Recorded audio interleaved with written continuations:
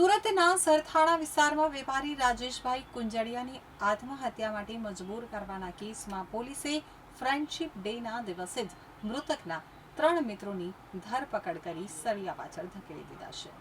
સુરતના સરથાણા વિસ્તારમાં રહેતા વેપારી રાજેશભાઈ કુંજડિયાએ 30 જુલાઈના રોજ આત્મહત્યા કરી હતી। પોલીસ તપાસમાં ચોંકાવનારા ખુલાસા થયા હતા, જેમાં મૃતકના 3 મિત્રોએ રાજેશભાઈ પાસેથી 17,32,000 ઉછીના લીધા હતા, પરંતુ રૂપિયા પરત આપવાના બદલે સતત માનસિક ત્રાસ આપવાનું શરૂ કર્યું હતું।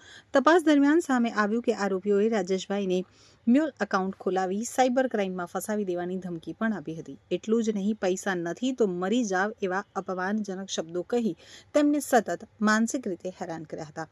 સતત દબાણ, અપમાન અને માનસિક ત્રાસથી કંટાળી અને રાજેશભાઈએ આત્મહત્યા જેવું અંતિમ પગલું ભર્યું હોવાનું પોલીસ તપાસમાં સામે આવ્યું છે।